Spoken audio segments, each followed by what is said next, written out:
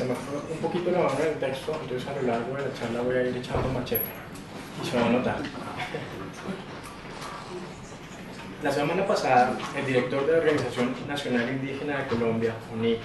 Luis Everis Andrade, miembro del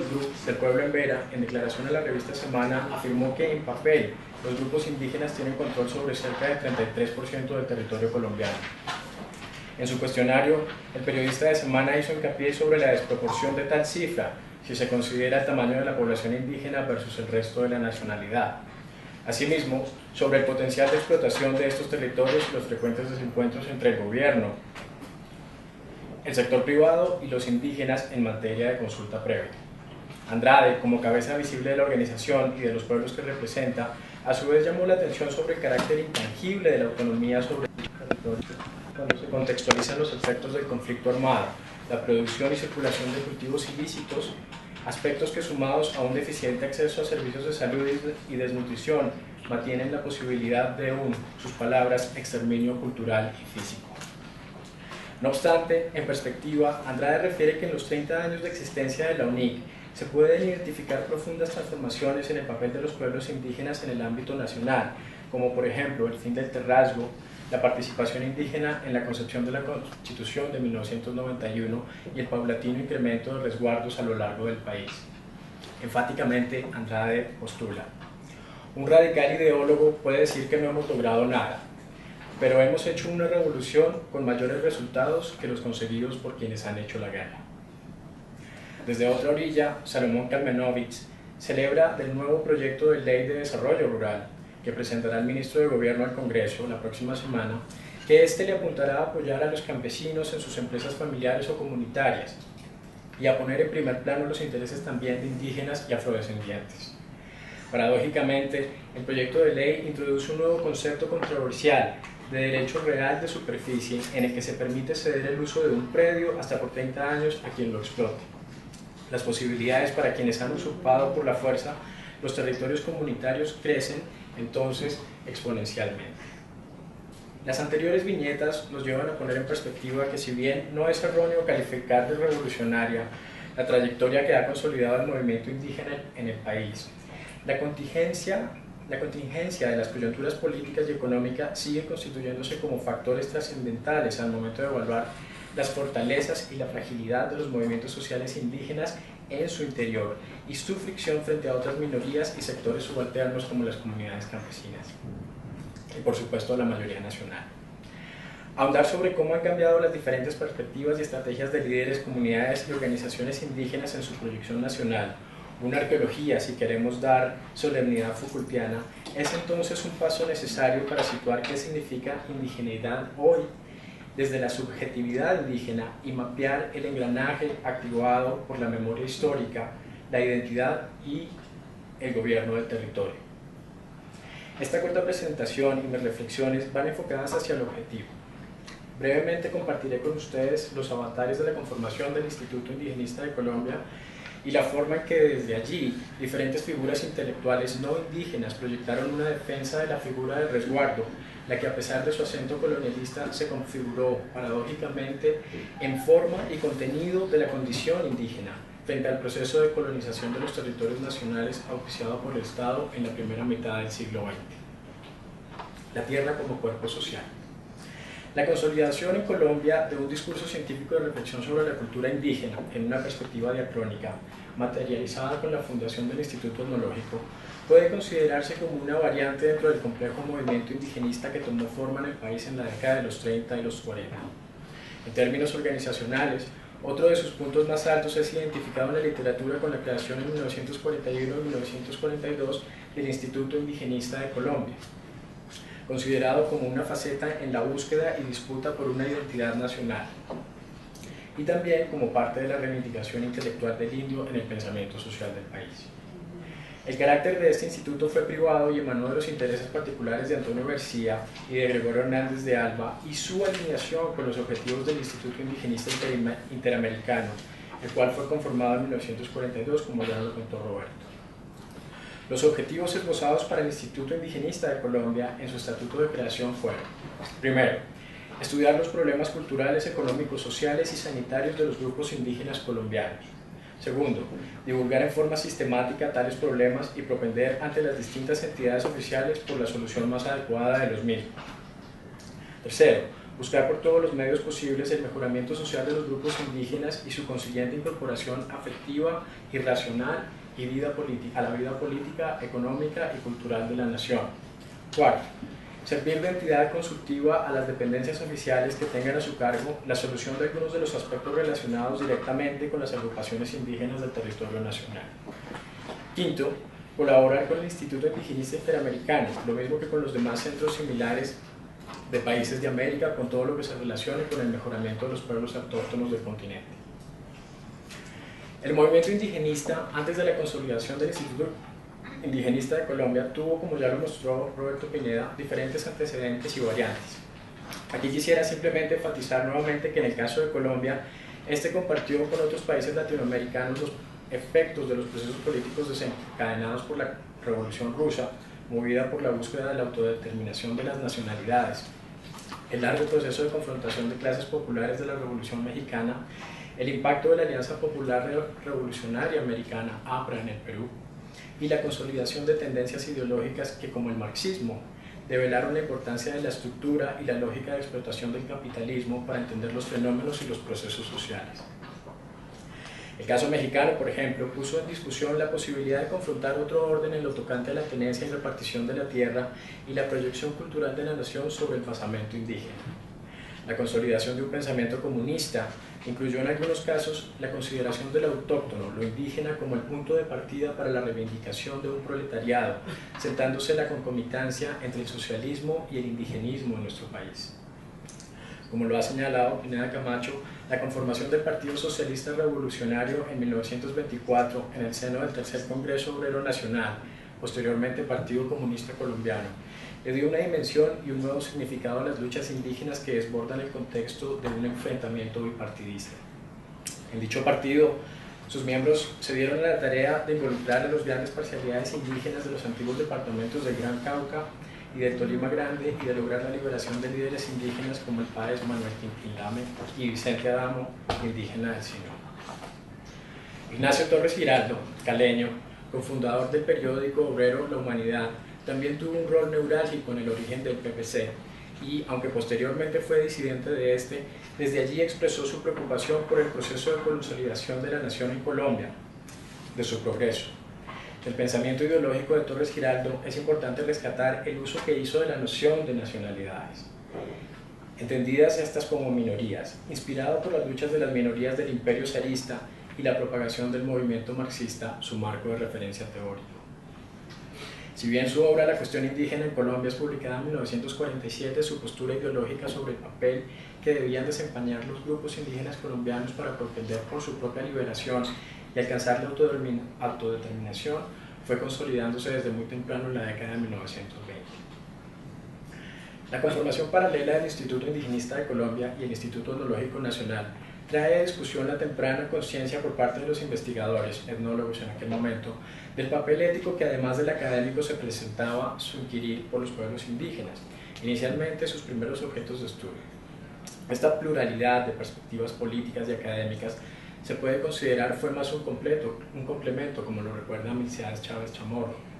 que una contradicción en la práctica disciplinaria de los nobles etnólogos formados en el Instituto Etnológico y por supuesto con matices, si se considera el caso particular de cada uno de ellos. Bien es cierto que la perspectiva del Instituto Indigenista, en términos generales, se puede considerar como contrapeso a la del Instituto Etnológico, e incluso como el primer esfuerzo por llevar a cabo una práctica comprometida, para usar la jerga de la década de los 70. Contrapeso, concretamente, a la perspectiva que le imprimió Rivet y que se evidencia en el hecho de que los trabajos indigenistas realizados por los etnólogos solo se comenzó a ver resultados después de que el etnólogo francés había dejado la dirección del Instituto Etnológico. Rivet expresó públicamente no compartir los intereses políticos del movimiento panindigenista que buscó reivindicar como modelo cultural y de identidad nacional de los países latinoamericanos únicamente en su sustrato indio prístino, bandera de algunos de los indigenistas, Criticó también a quienes aún se lamentaban del histórico encuentro entre el viejo y el nuevo mundo, el que sin duda, afirmó Rivet, minó el avance y el desarrollo cultural indígena y conllevó a su aniquilación en muchas partes del continente. Abro comillas, hecho lamentable, pero el pasado no puede remediarse, dice Rivet. Desde su perspectiva científica y política, América ofrecía en su componente humano una diversidad que sin duda constituía un problema para forjar su verdadera unidad nacional. Rivet, como refugiado político y espectador del ambiente xenófobo que se movía en Europa, no tardó en equiparar la esencia que movía las visiones indigenistas extremas a la reconstrucción, a las cuales se refirió como sueños místicos alocados, con la que dio origen a la reconstrucción en el viejo continente de una civilización aria, superior. El verdadero indigenismo, según Rivet, podría percibirse con la armonización en cada medio americano de las aspiraciones de ambas razas, la blanca y la indígena, o pueblos actuantes, y aprovechar para el bien común las cualidades esenciales de cada una, es decir, en el reconocimiento a lo largo de la historia de la contribución de estos pueblos al patrimonio común de la humanidad. Tratamiento acorde también con lo expresado en su artículo La etnología, ciencia del hombre. Su asepsia hacia la militancia política indigenista, su carencia de perspectiva sociológica y su inclinación netamente científica hacia lo indígena lo hicieron acreedor de muchas críticas. En este sentido, cobra gran importancia la anécdota del ucraniano Juan Friede Alter, consignada por Roberto Pineda Camacho, en la cual en 1947, estando reunido el Congreso de Americanistas en París, Friede, como representante del Instituto Etnológico, se opuso rotundamente a la moción de felicitación propuesta por el profesor Rivet a la misión capuchina de Sibundoy, dirigida en ese entonces por el padre Castelví, por su pretendida labor en favor de los indios. Dice Juan Friede, fui apoyado por la delegación mexicana y por algunos delegados más, cuyos nombres se me escapan. En efecto, en el Instituto Indigenista participaron activamente Luis Duque Gómez, quien incluso en un momento dado fue su director, Blanca Ochoa Sierra, Eliezer Silva Celis, Mercedes Chávez Chamorro y Edith Jiménez Arbeláez, miembros a su vez del Instituto Etnológico. Con un variado grupo de miembros activos, afirma Duque Gómez, que comulgan diversas ideas políticas, liberales de distintas tendencias, socialistas y conservadores, el Instituto Indigenista de Colombia inició labores bajo la concepción de tomar distancia, respalda a Antonio García, tanto del enfoque académico de ciencia pura como del panindigenismo, en el cual para el autor los problemas de la nación se reducen a problemas indígenas. Con lo anterior, García Noza quiso notar también la importancia del problema campesino en el momento de reflexionar sobre la nación.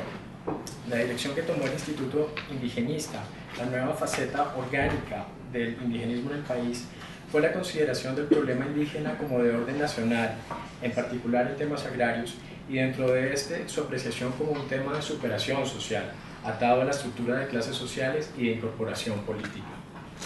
Detrás de estos objetivos, como esquema metodológico, el Instituto Indigenista promulgó la implementación de planes de educación acomodados a sus particularidades culturales, un marco de respeto para acortar la distancia, medida en conocimientos como el idioma español, en medicina, en técnicas y dotación de tecnología, agricultura, entre las poblaciones indígenas y la nación mayor. García Noza hizo explícito que la obra social del Instituto Indigenista de Colombia, a pesar de las difíciles condiciones económicas para su funcionamiento y sus publicaciones, y más aún los adversos intereses económicos a su propia existencia durante los últimos 4 años, había sido, abro comillas, crear en los grupos indígenas y las instituciones de gobierno un mecanismo de defensa. De la labor del Instituto Indigenista, el autor rescata una extensa literatura, producto de los diagnósticos de sus miembros en una gran parte de las comunidades indígenas que habían enriquecido e ilustrado al país, sin pasarle una cuenta de cobro sobre el problema indígena. Más aún, en su concepto, dicho trabajo en conjunto abre una nueva manera de mirar la historia del país como una historia social, que se sobrepone a la crónica descriptiva de formas políticas, hombres y clases sociales, palpable claramente en la extensa obra de Juan Friede y en los trabajos como el de Hernán Rodríguez, de los Chibchas a la colonia y a la república, del clan a la encomienda y al latifundio en Colombia. La posición crítica del Instituto Indigenista de Colombia frente a las políticas de manejo de tierras de los gobiernos liberales se puede ilustrar claramente en el caso de la legalización del decreto 918 de 1944, abro comillas, por el cual se dictan algunas disposiciones sobre disolución de resguardos indígenas en la región de Tierra Adentro, departamento del Cauca. Apoyándose en un acto legislativo anterior en el que se autorizó al gobierno a emprender la división de los resguardos en el momento en que estuviera lista la titulación por parte de estos o por la declaración de inexistencia de los mismos por falta de títulos declarada en ese entonces por el Ministerio de la Economía Nacional, se procedió a dar cuerpo a las comisiones que iniciarían dicha tarea, conformadas por un abogado, un ingeniero, un pagador, un secretario y un dibujante. Las tareas de la comisión, según el artículo 3, comenzaron con la repartición por cabeza de las tierras según el procedimiento de adjudicación de baldíos de menor cuantía. Para la asignación de los terrenos se exigió la acreditación de explotación de cultivos, mas no la existencia de casa de habitación, y cuyo tope fue establecido en 50 hectáreas, incluyendo aquellas áreas incultas, luego de haber sido adjudicadas. En la réplica del Instituto Indigenista, García Noza, como director, apelando no solamente al objetivo de estudio de los problemas del indio por parte del Instituto, sino también a su deber de protección beligerante del indígena, desaprobó y señaló la forma arbitraria en que el gobierno y sus funcionarios dieron paso al acto legislativo en contra de las convenciones acordadas en el Congreso Indigenista Interamericano. La crítica, compuesta por un total de 7 puntos formulados en concordancia con Hernández de Alba y Luis Duque Gómez, hizo referencia en primer lugar al contraste que suponía el monto de la asignación presupuestal para acabar la unidad de una de las comunidades más antiguas y consolidadas, cuando nunca se había invertido una cifra similar para dar servicios en la totalidad de comunidades indígenas en el país. También se denunció que la disolución se llevaba a cabo en el momento en que la tierra ocupada por los resguardos había tenido una doble valorización, consecuencia de los cultivos, y la terminación de una vía carreteable que conectaba a la región con los grandes mercados del Cauca, Valle y Huila.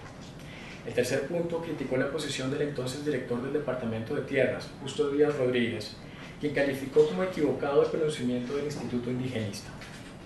por tener el nuevo decreto un apoyo legislativo en uno anterior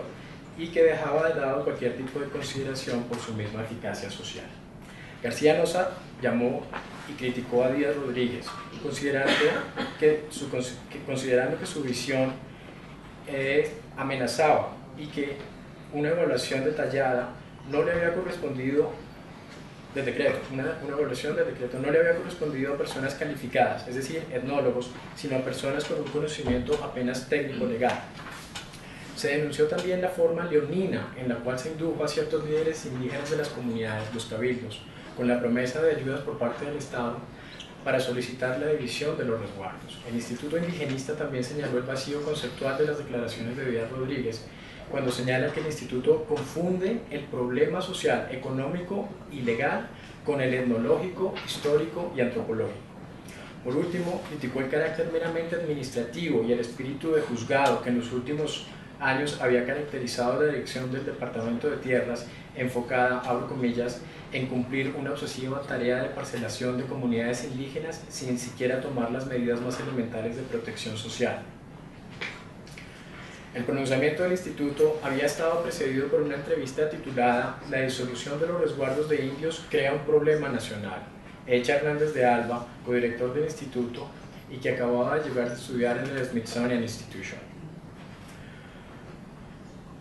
Hernández de Alba se refirió a la ley como absurda y perjudicial, fundamentándose que con ella se terminaba lo poco que se había heredado de la colonia en materia de reconocimiento de derechos a los pueblos indígenas. La adjudicación de propiedad individual de la tierra era el paso intermedio para que ésta quedase en las manos de terratenientes adquiridas por un precio de engaño o incluso por mercancías, acto seguido por su contratación como terrasguero o concertado, que es lo mismo, afirmó Hernández de Alba. El etnólogo refutó la consideración que suponía que convertir al indígena en propietario era civilizarlo, y señala que ésta oculta la responsabilidad del Estado por propender acciones que redunden en que el indígena tenga educación y preparación para producir la tierra. Hernández de Alba, como apoyo a su argumento, citó como ejemplo el amparo que el gobierno norteamericano para la época daba a las reservas indígenas, el cual llegó hasta el punto de comprar nuevos terrenos y otorgárselos a los indígenas en orden de preservar el sentido cooperativo que ellas tienen.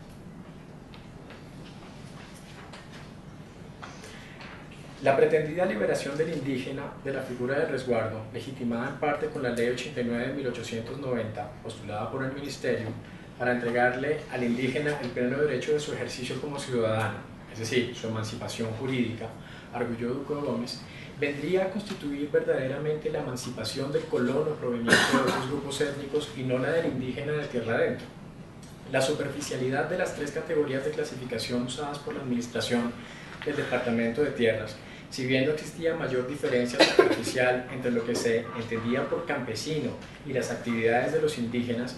dejaba por fuera profundas consideraciones culturales y psicológicas que los separaban profundamente.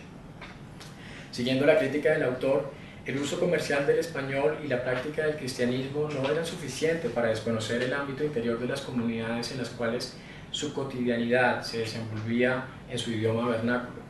vehículo para la reproducción del pensamiento, costumbres, tradiciones. Duque Gómez refirió la situación en la cual el indígena en algunos casos podía ser más ágil frente al colono, pero señaló la ventaja que este último tenía en temas como la tierra.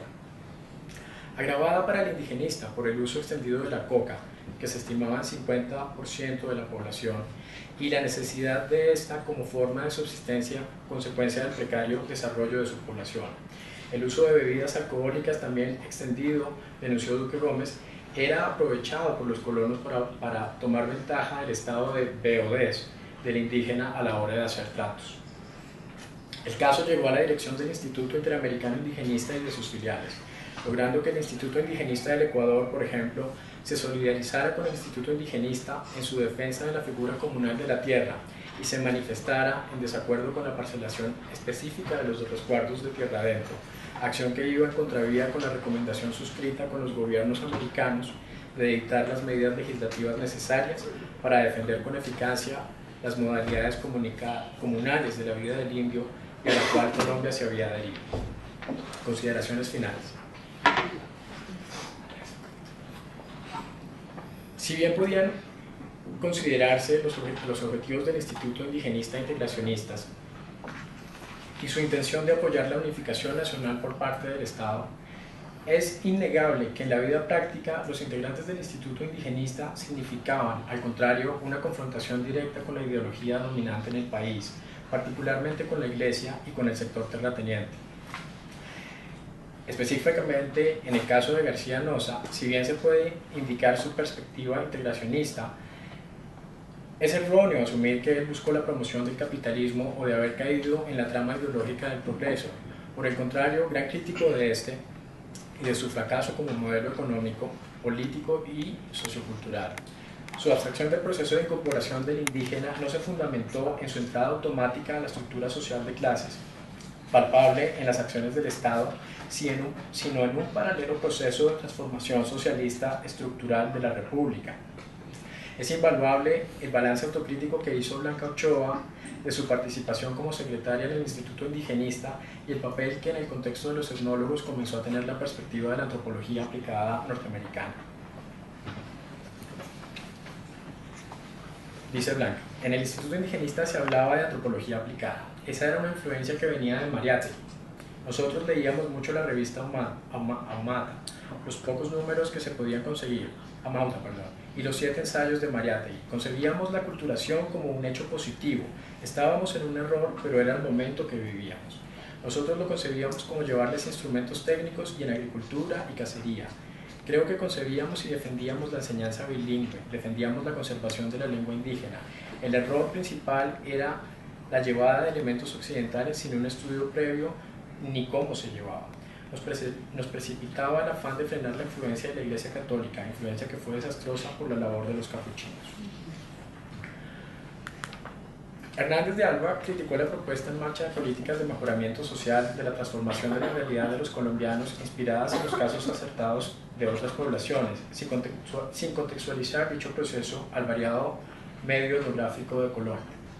Por esta razón, Hernández de Alba encuentra en el país un ancho campo para la antropología aplicada y funcional y debe ya estudiar sus sociedades, por donde debe comenzarse la construcción de un pueblo. Sin embargo, a pesar del interés de Hernández de Alba en promover el indigenismo y de la mutua cooperación que existió entre el Instituto Etnológico y el Instituto Indigenista, se puede palpar que Hernández de Alba comenzó a tener un distanciamiento en un contexto que aún no es del todo claro con las perspectivas que estaban orientando el Instituto Indigenista, específicamente con las de Antonio García. Posteriormente, ese año, Duque Gómez asumió por un periodo corto la dirección del instituto. Contrario a lo que afirmó David Stoll, el indigenismo de Hernández de Alba no surgió de la vertiente marxista, y aunque coexistieron como perspectivas, es más acertado ubicar el origen del indigenismo en una vertiente, si se quiere, humanista. Hernández de Alba, de filiación política liberal, en ningún momento mostró en sus escritos académicos un fuerte interés político por la corriente marxista o socialista, y si bien esto tampoco fue obstáculo para fundar en primera instancia el Instituto Indigenista en conjunto con García, es probable que su acercamiento a la antropología aplicada norteamericana a mediados de la década de 1940 influenciara su disidencia del instituto. En 1947, García Loza fue nombrado como director del Departamento de Ciencias Económicas de la Facultad de Derecho de la Universidad Nacional de Colombia, el cual había fundado en 1943. Es en este momento el Instituto Indigenista pasa a ser anexado a este Instituto Económico. En esa transición, el Instituto Indigenista dejó su perfil privado y pasó a formar parte del aparato estatal como una unidad consultiva. García Loza logró que el instituto fuese adscrito como un ente consultor de la sección de tierras y aguas del Ministerio de Economía Nacional. Por el momento, desconocemos qué tipo de actividades específicas realizaron los otros etnólogos miembros del instituto antes de que se convirtiera en un anexo de la Universidad Nacional, a excepción del caso de Duque Gómez, quien lo pasó a dirigir en el 44. La participación pública del instituto y sus miembros se aminoró consecuentemente con el desencadenamiento de la violencia política en el país, luego de episodios detonantes como fue la muerte trágica en Bogotá del líder liberal Jorge Eliezer Gaitán el 9 de abril. Milciades Chávez recuerda el ambiente político poco democrático que rodeó las instituciones gubernamentales, en el cual el mote de comunista fue aplicado a cualquiera que criticase las políticas de los gobiernos conservadores. Limitó las posibilidades del trabajo del Instituto Etnológico y consecuentemente las de aquellos que participaron también en el Instituto Indigenista. En síntesis, en la década de 1940, el problema de marginación del indígena seguía latente frente al colono, respaldado en parte por el Estado. A través del Instituto Indigenista se promovió un apego por la tierra, su circunscripción a la identidad frente a la expansión de la frontera agrícola. En parte producto de lo que las comunidades y líderes indígenas afirmaban, en parte una reflexión intelectual basada en una experiencia de campo, la tenencia comunal de la tierra. El apego por la tierra, frente a la falta de otros marcadores culturales e incluso raciales para la época, constituyó en sí mismo un marcador de identidad que aún hoy nos interpela. Hoy, 70 años después del trabajo de campo de los miembros del Instituto Indigenista, el líder de la UNIC se hace la siguiente pregunta: ¿por qué la propiedad privada de los grandes hacendados se protege y la propiedad privada colectiva de los pueblos indígenas no? Gracias.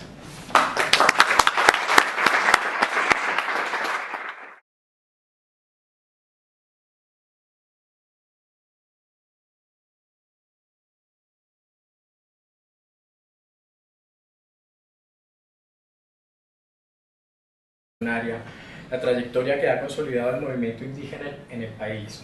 La contingencia de las coyunturas políticas y económicas sigue constituyéndose como factores trascendentales al momento de evaluar las fortalezas y la fragilidad de los movimientos sociales indígenas en su interior y su fricción frente a otras minorías y sectores subalternos como las comunidades campesinas y por supuesto la mayoría nacional. Ahondar sobre cómo han cambiado las diferentes perspectivas y estrategias de líderes, comunidades y organizaciones indígenas en su proyección nacional, una arqueología, si queremos dar solemnidad Foucaultiana, es entonces un paso necesario para situar qué significa indigeneidad hoy desde la subjetividad indígena y mapear el engranaje.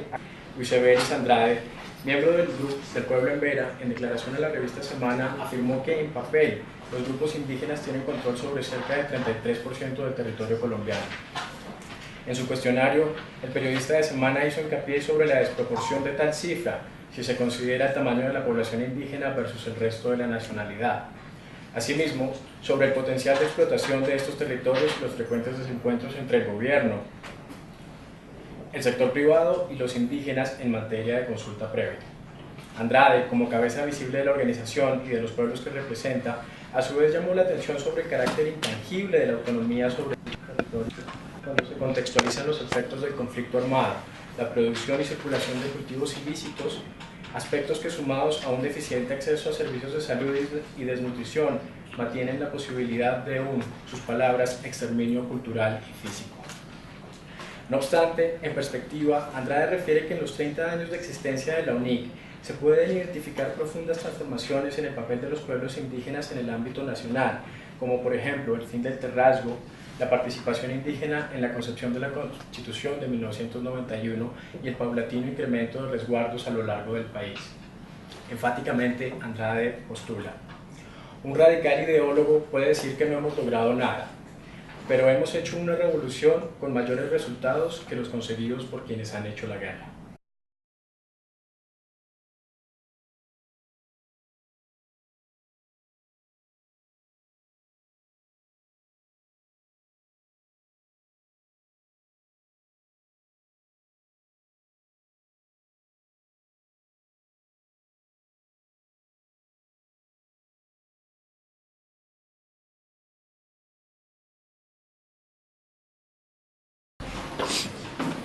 Buenas tardes. Se me fue un poquito la mano en el texto, entonces a lo largo de la charla voy a ir echando machete y se va a notar. La semana pasada, el director de la Organización Nacional Indígena de Colombia, UNIC, desde otra orilla, Salomón Kalmenovich, celebra del nuevo proyecto de ley de desarrollo rural que presentará el ministro de Gobierno al Congreso la próxima semana, que éste le apuntará a apoyar a los campesinos en sus empresas familiares o comunitarias y a poner en primer plano los intereses también de indígenas y afrodescendientes. Paradójicamente, el proyecto de ley introduce un nuevo concepto controversial de derecho real de superficie en el que se permite ceder el uso de un predio hasta por 30 años a quien lo explote. Las posibilidades para quienes han usurpado por la fuerza los territorios comunitarios crecen entonces exponencialmente. Las anteriores viñetas nos llevan a poner en perspectiva que si bien no es erróneo calificar de revolucionario